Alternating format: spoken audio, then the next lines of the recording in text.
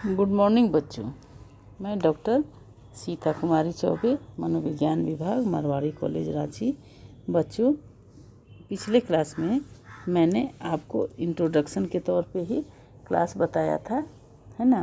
आप अभी 10th पास करके 11th क्लास में आए हैं और आपको यहाँ कॉलेज में आकर के ऑनलाइन क्लास का सहारा लेना पड़ रहा है, क्योंकि कोरोना काल में आपको प्रत्यक्ष रूप से क्लासेस अभी नहीं दी जा रही हैं। कुछ समय के बाद ये क्लासेज आपको उपलब्ध कराई जाएंगी, लेकिन फिर अभी आप ऑनलाइन क्लासेज ही करें और पढ़ाई पर ध्यान दें। मैं आपको ये 11th का मैं 5th चैप्टर पढ़ा रही हूँ, संवेदी, अवधानिक एवं प्रात्यक्षिक प्रक्रियाएं, मतलब sensory attentional and perceptual process. Sensory attentional and perceptual process, ठीक है।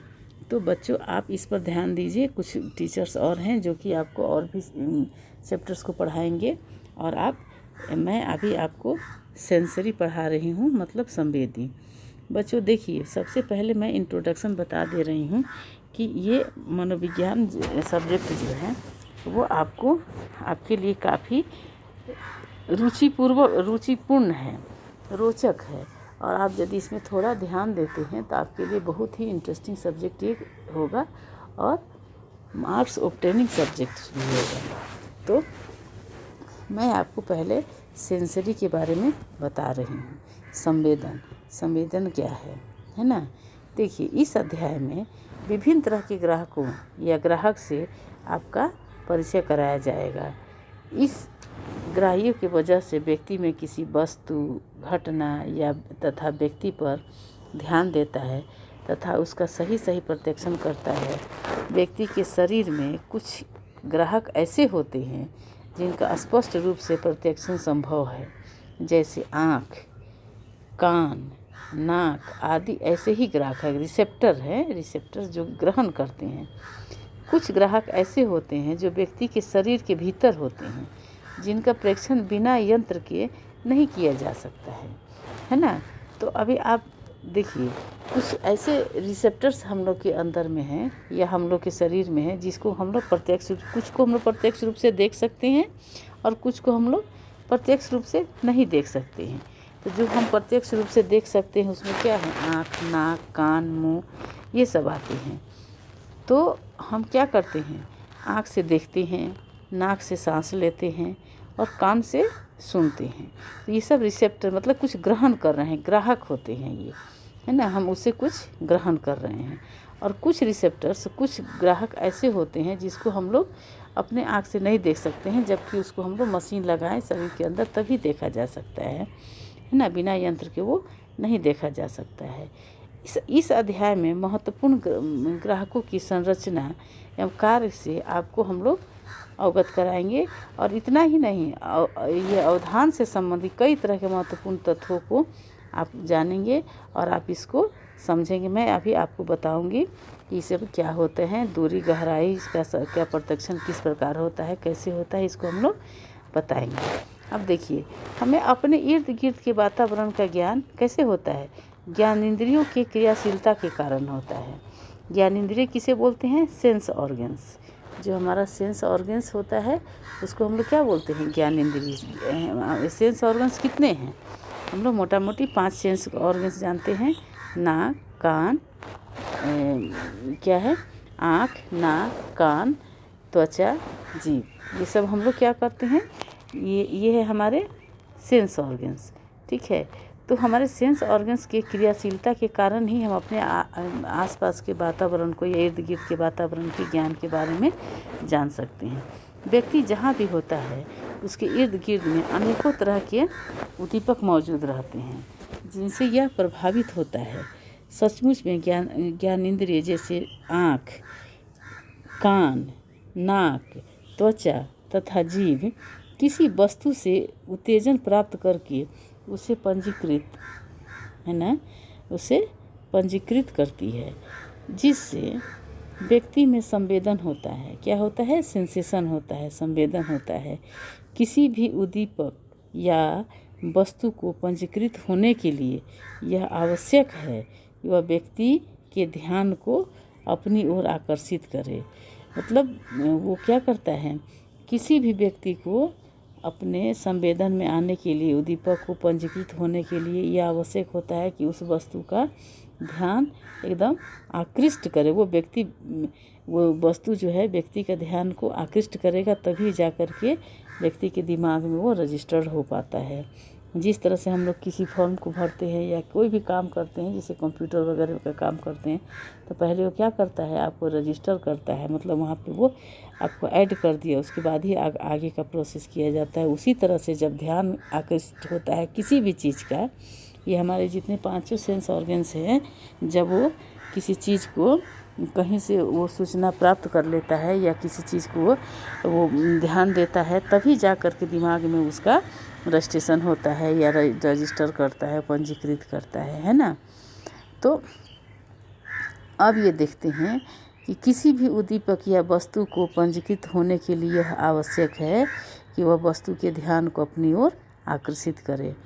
जब पंजीकृत सूचनाओं को मस्तिष्क में भेजा जाता है तो उसका एक अर्थ ग्रहण किया जाता है और उससे प्रत्यक्षण की प्रक्रिया मजबूत हो जाती है। उससे क्या हो जाती है, प्रत्यक्षण की प्रक्रिया और मजबूत हो जाती है।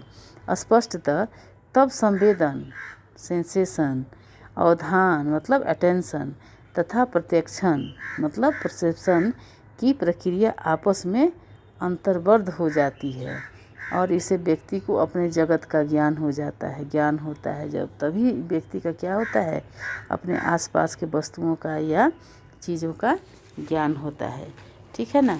अब देखिए, अब इन तीनों प्रक्रियाओं को एक उदाहरण द्वारा इस प्रकार हम लोग समझा सकते हैं। देखिए, अभी आप जिस कमरे में बैठकर पढ़ रहे हैं, वहाँ तरह तरह के उद्दीपन जैसे पंखा, बल्ब, टेबल, कुर्सी, किताब आदि उपस्थित हैं, है ना।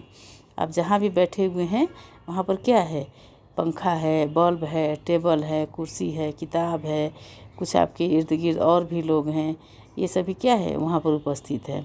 और आपका ध्यान इनमें से सिर्फ किताब पर है जिसे आप पढ़ रहे हैं, है ना। आपका आँख किताब के पढ़ने से उद्दीपक को लेकर क्या करता है, उनका पंजीकृत कर रहा है, उसको क्या करता है, पंजीकृत कर रहा है। और उस पंजीकरण की सूचना मस्तिष्क को दे रहा है, मतलब कि वो ब्रेन को दे रहा है, जिससे आपको किताब में लिखे गए वाक्यों का अर्थ समझ में आ रहा है। और क्या हो रहा है कि जब किताब में जो भी चीज़ लिखा हुआ है उसका अर्थ आपको समझ में आ रहा है। कई उद्दीपकों में से मतलब स्टिमुलस में से सिर्फ किताब पर ध्यान देना अवधान का उदाहरण होता है। मतलब आपके अगल बगल जितने भी चीज़ें हैं, मान लीजिए बल्ब है, पंखा है, स्विच है, किताब कॉपी है, कुछ और भी चीज़ें, उन सभी चीज़ों को छोड़ के सिर्फ बुक पर ध्यान देना, ये क्या करता है, बुक को ही दिखाना, ये क्या करता है, अटेंशन मतलब ध्यान को का उदाहरण होता है। फिर किताब के पन्नों पर पाए गए वाक्यों से आपके नेत्र में उत्तेजन का उत्पन्न होना संवेदन का उदाहरण होता है ना। तथा फिर उन उत्तेजनों का अर्थपूर्ण ज्ञान होना प्रत्यक्षण का उदाहरण होता है। जब हम लोग क्या करते हैं, पन्ना में देखते हैं, मतलब पेज पे देखते हैं, तो पेज पर से जो भी चीज़ हमें दिखाई देता है ना, उसको अपने दिमाग में रखते हैं, तो वो क्या होता है, वो सेंसेशन का उदाहरण होता है। और सेंसेशन जब मतलब शरीर के अंदर जो उत्तेजना होता है, जो उन उत्तेजनाओं को अर्थपूर्ण ज्ञान होता है, उसका जो मीनिंग हम समझते हैं, तो क्या होता है हमारे लिए, ये प्रत्यक्षण का उदाहरण होता है, मतलब परसेप्शन का उदाहरण होता है। तो इस तरह से हम लोग देखते हैं कि जो हमारी क्या है, जो ज्ञानेंद्रिय हैं, वो हमारे अगल बगल के चीज़ों के बारे में क्या करती है, पहले देखती है, देख करके उसको दिमाग में रजिस्टर करती है, और रजिस्टर करने के बाद से तब उस खास चीज़ पर देखा जाता है, ध्यान देता है जिसकी हमें आवश्यकता है, और वो ब्रेन को बताता है। ब्रेन को बताने के बाद तब वो प्रक्रिया शुरू होती है ना। तो इसे ही हम लोग क्या कहते हैं, ध्यान, संवेदन, प्रत्यक्षण, इन सभी चीज़ों का ये उदाहरण होता है। तो यही सभी चीज़ें हैं जो कि हम अपने वातावरण से लेते हैं, सीखते हैं। तो बच्चों, मैं अभी आपको संवेदन, अवधान का मतलब ध्यान मतलब अटेंशन, और प्रत्यक्षण के बारे में मैंने कुछ आपको एक इंट्रोडक्शन दिया है। उसके बाद मैं आपको बताऊंगी उसके ये उद्दीपक का स्वरूप और भी उसकी विविधता क्या होती है। तो बच्चों 11th के बच्चे हैं आप फर्स्ट ईयर के बच्चे 11th के बच्चे इस पर ध्यान देंगे और उनके लिए ये क्लासेज है कि ये मैं अभी आपको प्रत्यक्षण, सेंसेशन और टेंशन में बता रही हूँ चैप्टर 5। ठीक है, तो आप इसे लिखेंगे, देखेंगे और आप इसको डाउनलोड भी कर सकते हैं। डाउनलोड करें। अगले क्लास में मैं इसका नेचर बताऊंगी, उद्दीपक का नेचर और इसकी विविधता। ठीक है, तब तक के लिए धन्यवाद।